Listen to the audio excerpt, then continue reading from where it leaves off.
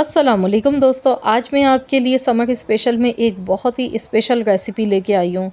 आज जो हम शरबत बनाने वाले हैं, इसको बनाकर आप कई महीनों के लिए स्टोर कर सकते हैं और साथ ही में ये शरबत आपको देगा बेहद फ़ायदा।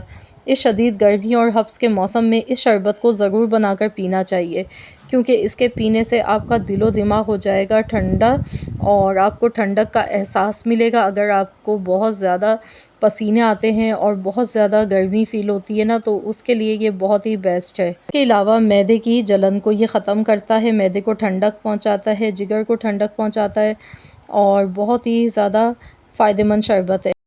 तो आज की इस वीडियो में मैं आपको बताऊंगी कि किस तरीके से आप इसको कई महीनों के लिए बनाकर स्टोर कर सकते हैं। तो चलिए रेसिपी देख लेते हैं। तो यहाँ पर इसको बनाने के लिए 700 ग्राम हमने केरी लिए और इसको देखिए हमने अच्छी तरह से वॉश कर लिया। तो यहाँ पर आपने कच्चे आम का इस्तेमाल करना है। तो आजकल इनका सीज़न है, आसानी से ये मिल जाती हैं। थोड़े टाइम के बाद फिर कच्चे आम नहीं मिलते हैं और इसलिए आप कोशिश करें कि आप पहले ही बनाकर और इस शरबत को स्टोर कर लें। तो यहाँ पर देखिए बस इसका इस तरह से हम छिलका उतार लेते हैं। सबसे पहले सभी केरियों का छिलका उतारना है और उसके बाद हम इसकी कटिंग कर लेंगे। तो फ्रेंड्स, अगर आप मेरे चैनल पर नए हैं, अब तक मेरे चैनल को सब्सक्राइब नहीं किया है, तो मेरी आपसे एक छोटी सी रिक्वेस्ट है कि चैनल को ज़रूर सब्सक्राइब कर लीजिए और इस वीडियो को अगर अभी तक आपने लाइक नहीं किया है तो जल्दी से लाइक कर दीजिए। तो चलिए हम अपनी आगे की रेसिपी देख लेते हैं। तो यहाँ देखिए मैंने केरियों को इस तरह से छील लिया है। अब हमने इसकी कटिंग करनी है इस तरह से। ये देखिए इस तरह से इनको काट लेते हैं। तो यहाँ देखिए मैंने सभी केरियों को काट लिया है और अब मैं आपको बताऊंगी सबसे पहला इसका प्रोसेस हमें क्या करना है कि इसको बॉयल करना है। यहाँ पर मैंने 1.5 गिलास के करीब इसमें पानी डाला है और अब हमने इसे गैस पर रख दिया है। 15 मिनट तक इसको बॉयल करेंगे। उसके बाद हम इसको गैस का फ्लेम बंद कर देंगे और ठंडा कर लेंगे। तो यहाँ पर 15 मिनट मैंने इनको बॉयल कर लिया है और उसके बाद देखिए यहाँ पर थोड़ा से ठंडा भी कर लिया है। तो बस अब हमने क्या करना है कि इनको हमने मिक्सी के जार में डालना है और ग्राइंड कर लेना है। अच्छी तरह से इनका फाइन सा पेस्ट बनाना है।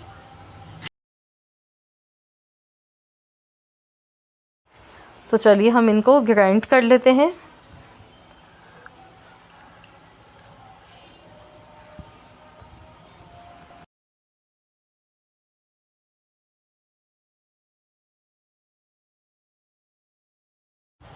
तो ये देखिए यहाँ पर मैंने अच्छी तरह से इनको पेस्ट इनका बना लिया है। तो अब एक कढ़ाई लेंगे और इसमें हम डालेंगे तकरीबन 2 गिलास पानी और इसमें हम डालेंगे यहाँ पर आधा किलो चीनी डालेंगे और इसको हमने मेल्ट कर लेना है अच्छी तरह से। यहाँ पर हमने इसकी चाशनी तैयार करनी है। बस जब ये थोड़ी सी गाढ़ी हो जाएगी चाशनी, बस इतना ही हमने इसको पकाना है। 6 से 7 मिनट लगेंगे इसको पकने में। तो ये देखिए चाशनी हमारी देखिए थोड़ी सी गाढ़ी होना शुरू हो चुकी है। तो इस टाइम पर हमने इसमें जो हमने आम का पेस्ट बनाया ये डाल देंगे। तो अगर आपके आम में बहुत ज़्यादा बाल हैं जो धागे से होते हैं गुठली पर लगे हुए, तो फिर आप इसको छान लीजिएगा। एक बार स्ट्रेनर से अच्छी तरह से छान लीजिएगा। तो मैंने जो केरियाँ ली थी तो इसमें बिल्कुल भी बाल नहीं थे इस तरह से और बहुत ही स्मूथ थी ये। तो यहाँ देखिए मैंने यहाँ पर इसको इसीलिए डायरेक्ट ऐसे ही बग़ैर छाने डाल दिया है। तो बस अब इसे पका लेते हैं 5 से 10 मिनट तक। तो यहाँ पर इसमें हम कलर के लिए डाल देंगे ग्रीन फूड कलर। मैंने ये इसमें डाला है 1/4 चम्मच। तो ये बिल्कुल ऑप्शनल है, आप चाहें तो ऐसे भी बना सकते हैं, लेकिन अगर आप कलर डालेंगे तो इससे ये दिखने में बहुत ही खूबसूरत लगेगा। तो इसलिए ज़रूर डालें। और वैसे भी ग्रीन कलर जो है वो बहुत ही ठंडक का और ताज़गी का एहसास दिलाता है। तो यहाँ देखिए काफ़ी थिक हो चुका है और ठंडा होने के बाद मज़ीद और हो जाएगा। तो इसमें अब हम डालेंगे लेमन जूस 2 टेबल स्पून भर के। इसको प्रिजर्वेटिव बनाने के लिए हमने लेमन जूस का इस्तेमाल किया है ताकि ये लॉन्ग टाइम के लिए सेफ़ हो सके। आप चाहें तो यहाँ पर थोड़ी सी सिट्रिक एसिड भी इसमें यूज़ कर सकते हैं।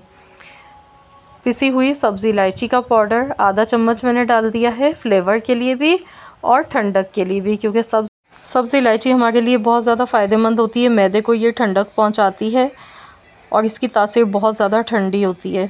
तो यहाँ पर बस गैस का फ्लेम बंद कर देते हैं और इसको ठंडा होने के लिए रख देते हैं। तो यहाँ देखिए इसको हमने ठंडा कर लिया है और ठंडा होने के बाद देखिए काफ़ी ज़्यादा ये और भी ज़्यादा थिक हो चुका है। तो चलिए हम इसको जार में निकाल लेते हैं। तो ये देखिए मैंने इसे जग में निकाल लिया है और आप इसको स्टोर करने के लिए किसी भी एयर टाइट बोतल में डालकर आप इसे फ्रिज में रखिए। इंशाल्लाह ताला आपका ये 3 से 4 महीने तक शरबत ख़राब नहीं होगा। तो चलिए इसे सर्व कर लेते हैं। तो इसके लिए गिलास में सबसे पहले हमने आइस क्यूब्स डाल दिए हैं और इस तरह से हम पहले शरबत इसमें डालेंगे और अब हम इसमें हस्बे ज़रूरत पानी डालेंगे। ये देखिए इस तरह से शरबत बनाना है। तो देखिए दिखने में कितना ठंडा ठंडा कूल मज़ेदार लग रहा है। बहुत ही लाजवाब शरबत इस तरीके से बनता है। बच्चे क्या बड़े क्या सभी शौक़ से आपसे मांग कर पियेंगे और बहुत ही फ़ायदेमंद शरबत है ये, स्पेशली इस सीज़न के लिए तो बहुत ही ज़बरदस्त है। तो किसी भी केमिकल से ये फ्री है ये शरबत और आप देख सकते हैं किस तरीके से हमने इसको बनाया। बहुत ही आसान सा तरीका है, आप भी बनाकर स्टोर कर सकते हैं। तो ज़रूर बनाएं इस रेसिपी को। अगर आप सबको मेरी आज की ये रेसिपी पसंद आई है तो वीडियो को लाइक कीजिए, दोस्तों के साथ ज़्यादा से ज़्यादा इस रेसिपी को शेयर कीजिएगा। और हाँ, अगर आप चैनल पर नए हैं, पहली मर्तबा मेरी वीडियो को वॉच कर रहे हैं, तो मेरी आपसे एक छोटी सी रिक्वेस्ट है कि अगर आपने अब तक मेरे चैनल को सब्सक्राइब नहीं किया है तो चैनल को सब्सक्राइब कर लीजिए। मिलते हैं इंशाअल्लाह ताला नेक्स्ट वीडियो के साथ। तो जब तक के लिए अल्लाह हाफिज़।